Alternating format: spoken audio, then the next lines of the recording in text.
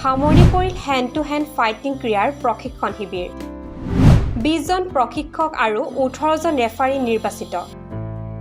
অসমত নতুনকৈ গঠিত হোৱা সমৰ কলা ক্ৰীড়া hand to hand fighting association of আছামৰ উদ্যোগত আয়োজন কৰা হেণ্ড টু হেণ্ড ফাইটিং প্ৰশিক্ষণ শিবিৰৰ দেওবাৰে সামৰণি পৰে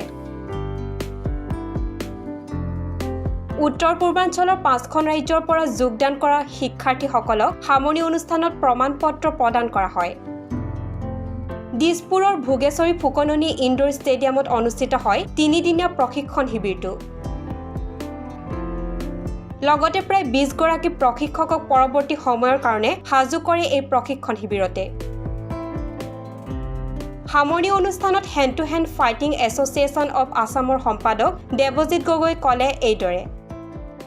যেহেতু এই গেমটো নতুন সকলোৱে জানে আমাৰ যিমানখিনি সঁহাৰি পালোঁ আমি অসমৰ বিভিন্ন জিলাৰ পৰা লগতে নৰ্থ ইষ্টৰ 5খন ষ্টেট আছিলে তাৰে 3খন ষ্টেটে সহযোগ কৰিলে বাকীখিনি তেওঁলোকৰ ইনচাৰ্জসকল আহিছিলে আমি অত্যন্ত সুখী যেহেতু আমাৰ এই গেমটোত অসমলৈ প্ৰথমবাৰৰ কাৰণে আহিছে আৰু ছাত্ৰ ছাত্ৰীসকলৰ লগতে প্ৰশিক্ষকসকলেও আমাক অত্যন্ত সহযোগ কৰিলে লগতে আমাৰ যিখন কমিটি গঠন কৰিলোঁ কমিটিখনৰ সকলো সদস্য সক্ৰিয়ভাৱে সহযোগ কৰিছে সেইকাৰণে মই অশেষ ধন্যবাদ জনাইছোঁ সকলোলৈকে আৰু আজি প্ৰমাণপত্ৰ প্ৰদান কৰা হ'ল হয় আমাৰ এই ইয়াতে যিসকলে পাৰ্টিচিপেট কৰিছিলে তেওঁলোকক আমি প্ৰমাণপত্ৰ প্ৰদান কৰা হ'ল লগতে 20 জন প্ৰশিক্ষকক কোৰ্চ হিচাপে আমি প্ৰশিক্ষণৰ কাৰণে তেওঁলোকক সাজু কৰা হৈছে লগতে 18 জন ৰেফাৰী চিলেক্ট কৰা হৈছে আমাৰ আগন্তুক সময়ত ক'ত হ'ব ইয়াতে প্ৰশিক্ষণ শিবিৰ আগন্তুক সময়ত আমাৰ দেখা যাওক যিসকল আমাৰ এতিয়া ইয়াৰ পৰা আমাৰ বিভিন্ন জিলাৰ যিসকল ছাত্ৰ ছাত্ৰী আহিছে খেলুৱৈ আহিছে তেওঁলোকে বা ইনচাৰ্জ আহিছে তেওঁলোকৰ সহযোগত আমাৰ তেওঁলোকৰ ডিষ্ট্ৰিক্টবিলাকত আমি ইম্প্ৰুভ কৰিবলৈ চেষ্টা কৰিম হয় লগতে হেণ্ড টু হেণ্ড ফাইটিং ফেডাৰেশ্যনৰ সভাপতি সমগ্ৰ প্ৰশিক্ষণ শিবিৰত উপস্থিত থাকি ক'লে অত্যন্ত কম সময়ৰ ভিতৰত নৰ্থ ইষ্টৰ খেলুৱৈয়ে এই ক্ৰীড়া আয়ত্ত কৰিছে तो मुझे लगा नहीं था यहाँ के बच्चे इतने जल्दी अचीव कर पाएंगे बहुत बेहतरीन उन्होंने परफॉर्म किया है और मुझे आशा है कि अगले आने वाले नेशनल में वो प्रूव कर देंगे और रिजल्ट भी अच्छा देंगे এই হেণ্ড টু হেণ্ড ক্ৰীড়া খুব কম সময়ৰ ভিতৰত এছিয়ান গেমছ আৰু অলিম্পিকত অন্তৰ্ভুক্ত হ'ব বুলি জনালে ফেডাৰেশ্যনৰ সভাপতিগৰাকীয়ে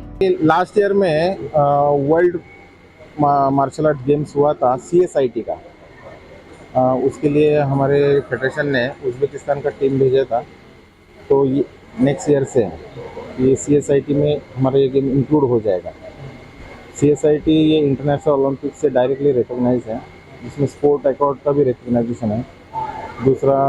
अभी यूथ एशियन जो होने वाला है ताशकंद उज़्बेकिस्तान में 2025 में उसमें भी हमारा ये गेम फर्स्ट टाइम इंक्लूड हो रहा है इन फ्यूचर 26-27 में हमारी कोशिश है कि एशियन गेम में जल्द से जल्द आएगी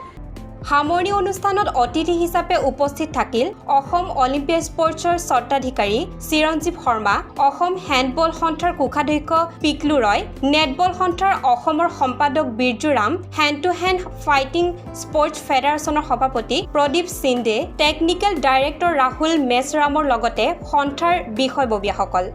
সামৰণি অনুষ্ঠানত অতিথি হিচাপে উপস্থিত থাকি পিকলু ৰয়ে ক'লে এইদৰে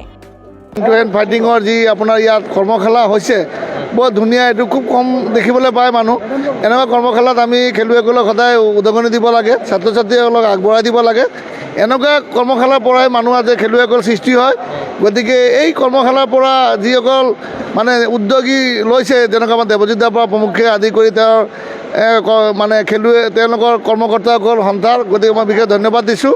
এনেকুৱা কৰ্মশালা আমাৰ প্ৰতিটো জিলাই পাতিলে মই আশা কৰোঁ যাতে প্লেয়াৰসকল ওলাব আৰু প্লেয়াৰ ওলালে আমাৰ অসমৰ নাম হ'ব আৰু অসমৰ নাম হ'লে আমাৰ ভাৰতবৰ্ষৰ বুকুত আমাৰ অসমে প্ৰতিষ্ঠিত কৰিব পাৰিম সকলোৱে আশা কৰিছে হেণ্ড টু হেণ্ড ফাইটিং স্পৰ্টছে অসমৰ লগতে নৰ্থ ইষ্টৰ সকলো চহৰে নগৰে প্ৰচাৰ আৰু প্ৰসাৰ পাওক খেলুৱৈসকলে সুন্দৰ প্ৰদৰ্শনেৰে ৰাষ্ট্ৰীয় পৰ্যায়ত উজ্বলি উঠক ভাৰ্গৱ বৰাৰ প্ৰতিবেদন অলিম্পিয়া স্পৰ্টছ